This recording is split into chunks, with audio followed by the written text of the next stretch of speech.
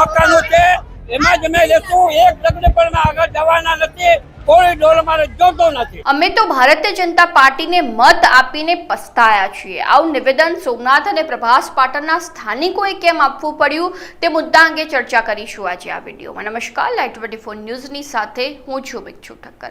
તાજેતરમાં જ વહીવટી તંત્ર દ્વારા સોમનાથમાં કોરિડોર બનાવવાની વાતો ચાલી રહી છે અને તે કોરિડોર બનાવવા માટે 25,000 ચોરસ કિલોમીટરની જમીન જોશે અને એ જમીન ગ્રામજનો પાસેથી લેવાની વાતો થઈ રહી છે અને તે વચ્ચે જ ગ્રામજનો દ્વારા એવું જણાવવામાં આવ્યું છે કે અમે કોઈ પણ નોટિસ વગર શું કરવા વહીવટી તંત્રને કોરિડોર બનાવવા માટે જમીન પાઠવીશું, એ અંગેનો રોષ જે છે તે સોમનાથના ગ્રામજનોમાં જોવા મળી રહ્યો છે અને તે સમય દરમિયાન ગ્રામજનોએ એવું પણ કહ્યું હતું કે અમે તો મત આપીને પસ્તાયા છીએ।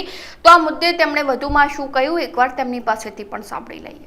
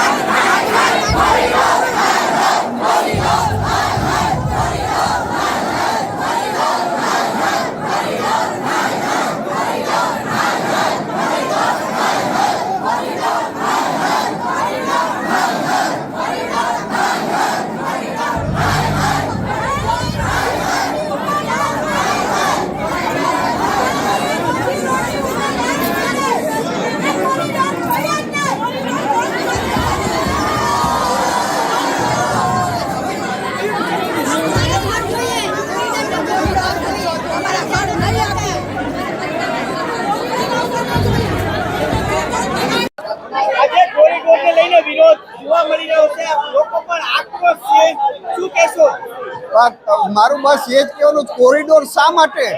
એક ઇન્કમ માટે છે।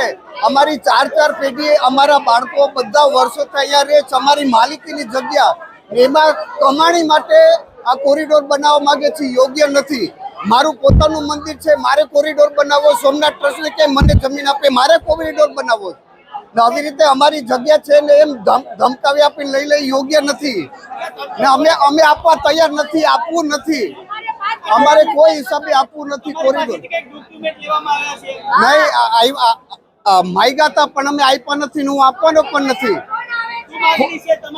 મારી માગણી બીજી કઈ નથી કે મારે કોરિડોરમાં મારી જમીન ને મારું મંદિર આપવું નથી, મારી બસ એ માગણી છે। મારા બાપ દાદાની, મારી આ ચોથી પેઢી, મારો દીકરો છે 5મી પેઢી, આ વિકાસ નથી, કમાવાની છે, કમાવા માટે વિનાશ છે ને મારે કોરિડોરમાં જગ્યા આપવી નથી. કોરિડોર પેલા પછીની વાત. પેલા જ્યારે આખા ગામના રસ્તા બંધ કર્યા છતાંય ગામ લોકોએ સપોર્ટ કર્યો, છતાંય સ્મશાન યાત્રા ક્યાં કાઢવી એ પણ એક પ્રોબ્લેમ છે. લોકો ફરી ફરીને જઈએ તો એ બધું ચલાવી લીધું. એનો બદલો અમને અત્યારે કોરિડોરના નામે દે અમારા ઘર બાર, અમારા ધંધા રોજી રોટા બધી છીનવી લેવાતા. વિકાસના નામે વિનાશ કર્યો. એક જમાનું પ્રભાસ પાટણ જ્યારે કઈ નતું ને ત્યારે એ લોકો જલસાથી જીવતા હતા. આજે કોરિડોરના નામે તમારો ધંધો સાજો કરવા તમે ગરીબ માણસને હેરાન કરો, ગામની પબ્લિકને હેરાન કરો. કેટલા લોકોને અસર કરશે આ કોરિડોર?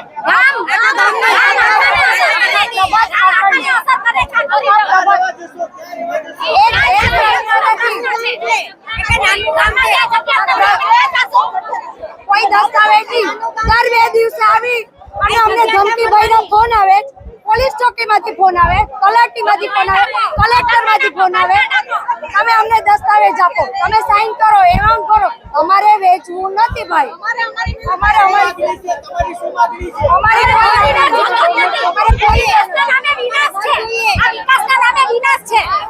અમારી જિંદગી મકાનો છે એમાં જ અમે લેશું. એક જગ્યા પણ આગળ જવાના નથી. કોરિડોર મારે જોતો નથી.